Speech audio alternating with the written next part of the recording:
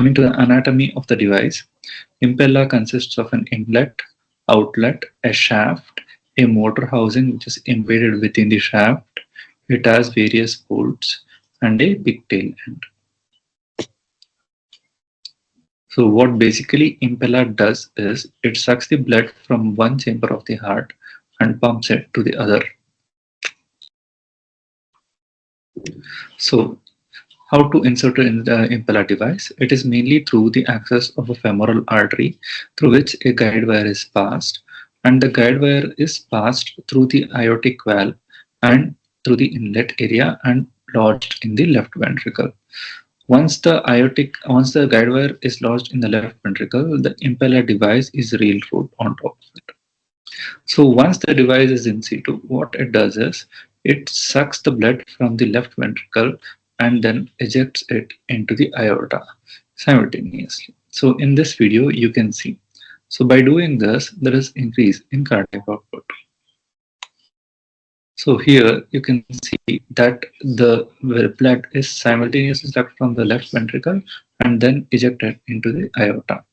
And all this is done through the help of a motor that is embedded within the device. And this motor works on the principle of the Archimedes screw. Impella can also be inserted for RV, for which the blood from the RV can be sucked and ejected into the PA.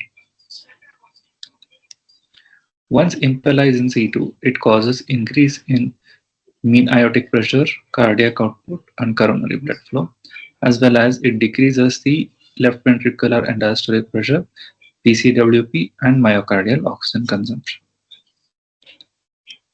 How to confirm the position of the Impella? Impella comes along with its own automated Impella controller, AIC, display and controls. So here you can see various traces. The red line is for the Impella and the white line is for the LV. The green trace is for the motor housing. So Impella comes with its own flow control system and it ranges from P0 to P9 which have different flows. And it also comes with its own purging system which purges heparin so that it prevents the formation of clot and the motor does not get stuck. There are various types of Impella, mainly through percutaneous and surgical. The most commonly used percutaneous is Impella CP with smart assist, for which a 14 French catheter is used, and its access is mainly through femoral or axillary. The maximum average flow in liter per minute is 3.7. Impella 5.5 smart assist is a surgically inserted Impella. This is also inserted through axillary or aortic route, and the maximum average flow in liter per minute is 5.5 liter per minute. So percutaneously inserted Impella, it's usually performed in cath lab.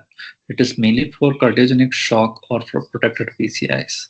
For this, a femoral artery access is used, and Impella CP requires a 14 French sheath to be placed. Once it's in place, it is confirmed either through fluoroscopic guidance or through TE guidance. And once it is in place, the final confirmation of the Impella tip should be 3 centimeters plus or minus 0.5 from the aortic annulus. Impella duration of use. So this was a retrospective study that was done in a single center, of which 89 patients were studied. It showed that a mean duration of 6 days had a mortality of 28%, and a mean duration of 21 days had a mortality of 13.3%.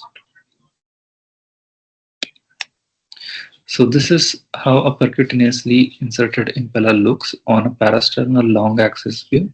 Here you can see the Impella device entering through the aortic valve, and it gives a typical railroad track appearance. And once it is in place, the tip should be aortic. It should be from the aortic annulus. It should be 3 centimeters plus or minus 0.5.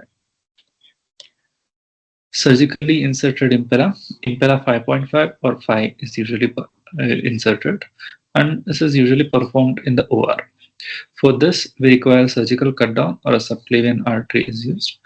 Once the cut down is done, a prosthetic graft is sewn on the subclavian artery and it's stalled. Once again, this is confirmed through fluoroscopic guidance or through TE guidance.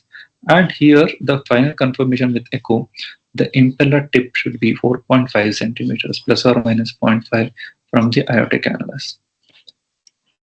So here you see how the impella is, how the surgical impella is inserted. You can see in the first loop that the guide wire is just touching the aortic valve. The second loop, the guide wire has passed through the aortic valve, and in the third loop, the guide wire is comfortably positioned in the proper place, and in the fourth loop, the impeller device is passed through the guide wire. Once again, confirming through echo, through chest radiography, as well as through the ACI monitor that comes along with the impeller device. Once the impeller device is in situ, it needs to be properly fixed so that there are no mobile parts.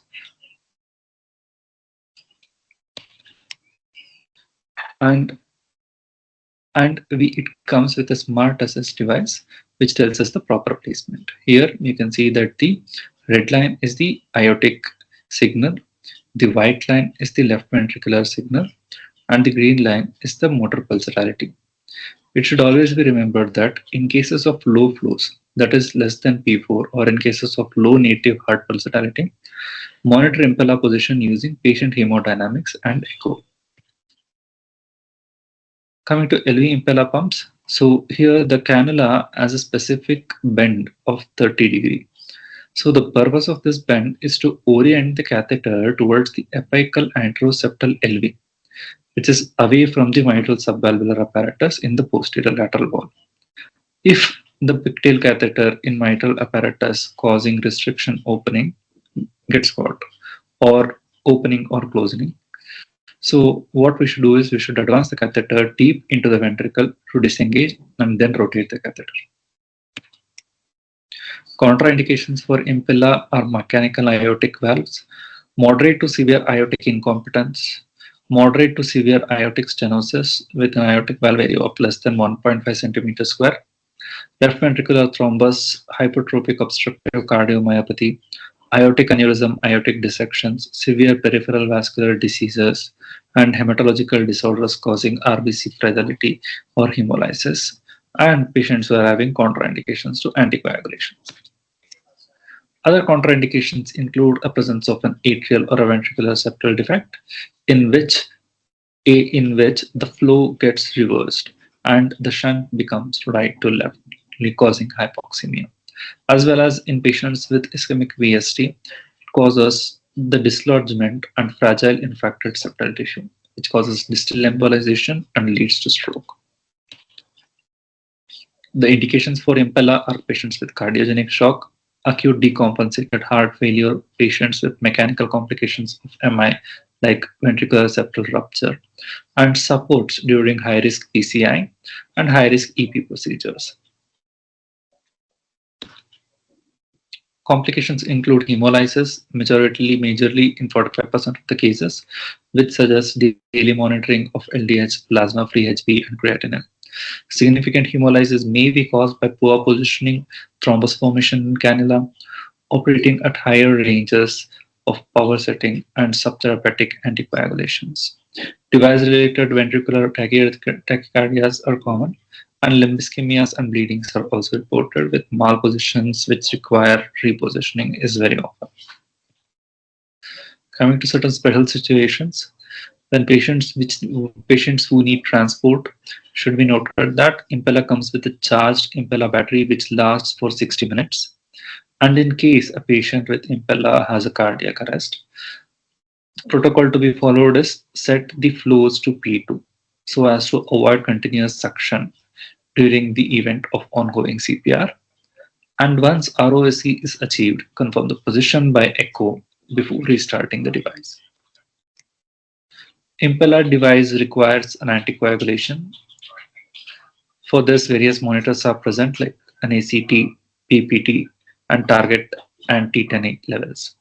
Most commonly monitored parameter is ACT, which can be kept between 160 to 180.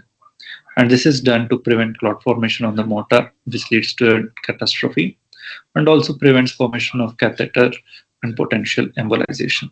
Bleeding risk must be considered. How to wean Impella? Impella weaning has its own protocols. So PA catheter is helpful in weaning Impella. There should be gradual reduction in the P flows by 1 or 2 levels while monitoring. And the goals are an MAP of 60 to 70 mmHg should be kept, CVP of 8 to 12 mm of Hg, PCWP of less than 15 mmHg, cardiac index of more than 2 liter per minute per meter square, SVO2 of more than 60%, lactate less than 2 gram per deciliter, inotropes remaining at reasonably low dose. If the patient is not tolerating gradual reduction, abort the weaning and resume the previous dose. If stable and maintaining target parameters at P2, Impella can be removed. If weaning may not be possible in some patients, and an exit strategy must be explored. Examples like bridge to transplant, bridge to LVAD, bridge to recovery, or palliation. Thank you.